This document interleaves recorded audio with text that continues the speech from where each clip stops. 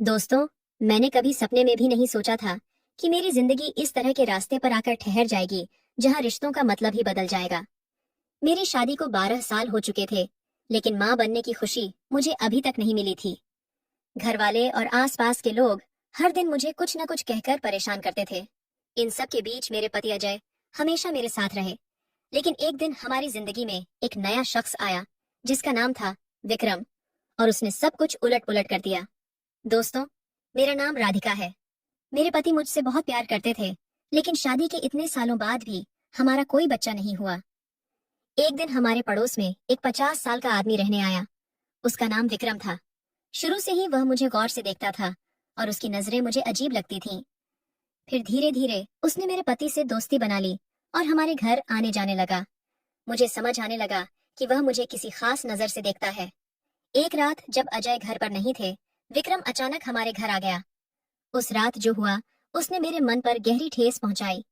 वह घटना मेरे लिए एक ऐसा निशान छोड़ गई जिसे मैं कभी भूल नहीं सकती। दोस्तों, मैं अब 35 साल की हूँ। मैं बहुत खूबसूरत हूँ। मेरी त्वचा गोरी है और लोग मेरे रूप की तारीफ करते नहीं थकते। बचपन से ही मुझे अपनी सुंदरता की वजह से बहुत तारीफें मिली हैं। मोहल्ले वाले कहते थे कि मेरी शादी किसी रईस घराने में होगी। हमारे परिवार में 3 बहनें और एक भाई था। मैं सबसे बड़ी थी। हम बहुत गरीब थे। मेरे पिता बड़ी मुश्किल से घर चलाते थे। उनकी सारी कमाई हमारे खाने पीने में खत्म हो जाती थी। जब मैं 20 साल की हुई, तब तक मेरी शादी नहीं हुई थी। मेरे पिता चाहते थे कि जल्दी शादी हो जाए, लेकिन दहेज के लिए पैसे जुटाना हमारे बस की बात नहीं थी। हमारा परिवार सचमुच बहुत तंगहाल था। मेरी माँ का निधन मेरे छोटेपन में ही हो गया था। मेरा भाई मुझसे 4 साल छोटा था। मजबूरी में उसने पढ़ाई छोड़ दी और काम शुरू कर दिया। मैं भी कुछ बच्चों को पढ़ाकर घर में मदद करती थी। लेकिन एक दिन मेरे पिता को अचानक बीमारी ने घेर लिया और वे हमें हमेशा के लिए हमें छोड़कर चले गए। तब हम चारों भाई बहन बेसहारा हो गए। हमारी पढ़ाई रुक गई और हमें छोटे मोटे काम करने पड़े। एक दिन मेरी बुआ हमारे घर आई। उन्होंने मेरे लिए एक रिश्ता सुझाया। लड़के का परिवार ठीक ठाक था, लेकिन हमने साफ कह दिया कि दहेज देना हमारे लिए मुमकिन नहीं है। उन्होंने हम पर जोर नहीं डाला और फिर एक दूसरा रिश्ता ढूंढा जो हमारी हैसियत के मुताबिक था। एक दिन लड़के वाले हमारे घर आए। लड़के का नाम अजय था। वह अपने माता पिता के साथ आया था। वे बहुत अमीर नहीं थे, लेकिन हमारी तरह गरीब भी नहीं थे। अजय सरकारी नौकरी करता था। उसने मुझे पसंद किया और कहा कि उसे दहेज नहीं चाहिए।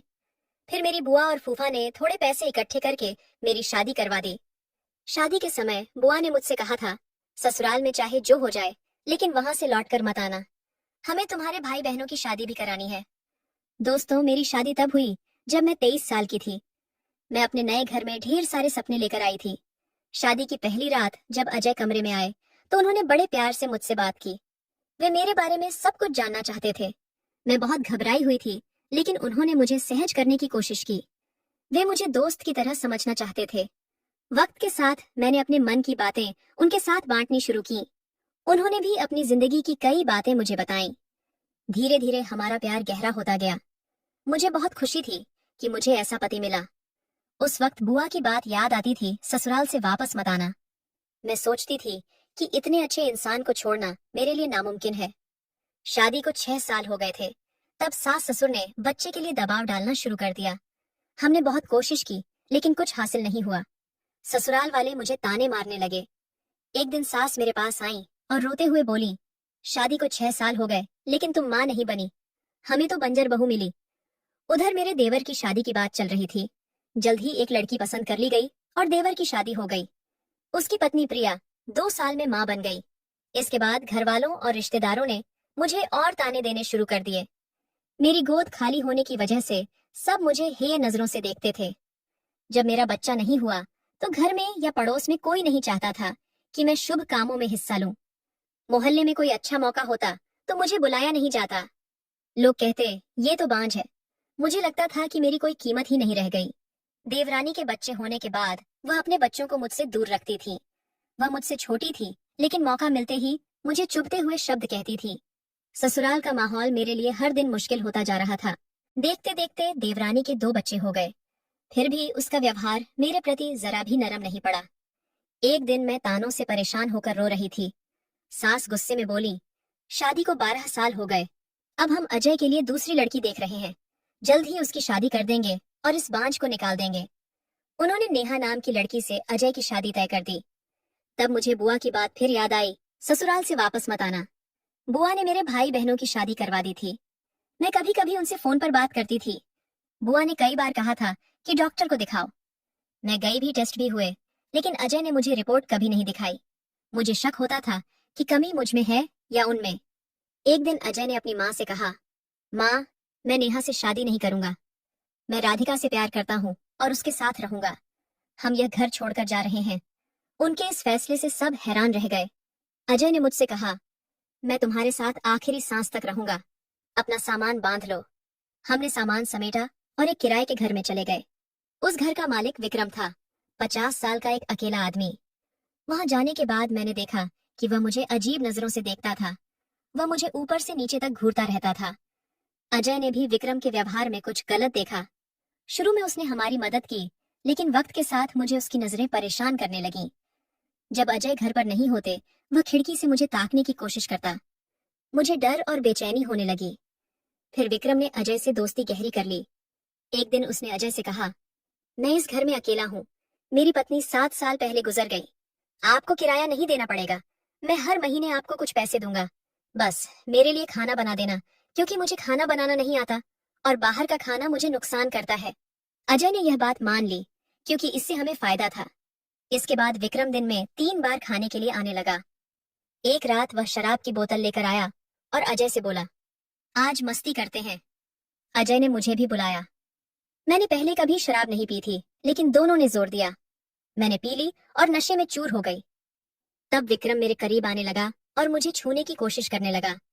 तभी अजय बोले, चलो हम तीनों नाचते हैं। मैंने 12 साल तक सिर्फ दुख देखा था, तो उस पल थोड़ा खुश होना चाहती थी। मैं नाचने लगी। नाचते वक्त विक्रम मुझे छूने लगा।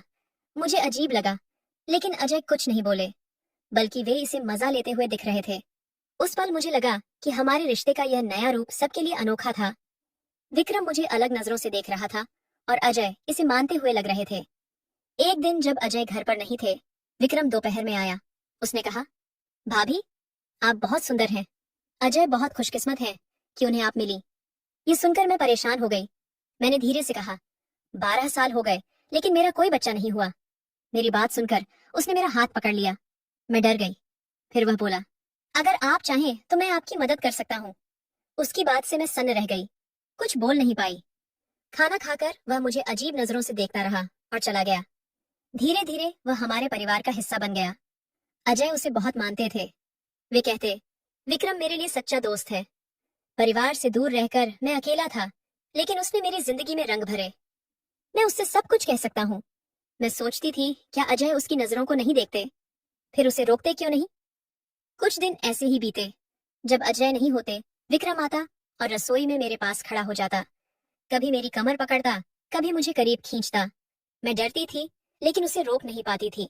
मैंने कभी अजय को धोखा देना नहीं सोचा था, लेकिन विक्रम की हिम्मत बढ़ती जा रही थी। एक दिन उसने मुझे जोर से गले लगाया और बोला, तुम बहुत प्यारी हो। मैं बेबस महसूस कर रही थी। फिर वह रात आई जो मेरे लिए भूलना मुश्किल है। अजय काम से बाहर गए थे। रात को किसी ने दरवाजा खटखटाया। मैंने खोला तो विक्रम खड़ा था। उसकी आंखों में चमक थी। मैं उसे रोक नहीं पाई। उस रात मैंने लाल नाइटी पहनी थी। मेरा शरीर कांप रहा था। उसकी नजरें बता रही थीं कि यह रात खास होगी। खाना तैयार था और वह बड़े शौक से खाने लगा। फिर मैं अपने कमरे में चली गई।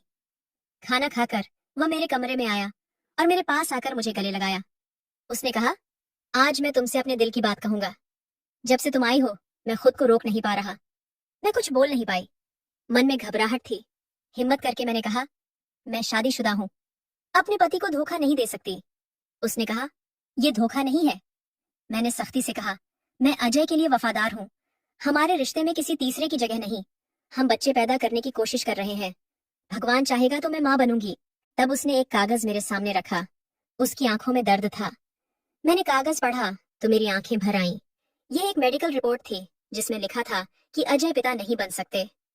विक्रम ने वह सच बताया जो अजय ने 12 साल तक छिपाया था। मैं कभी समझ नहीं पाई थी।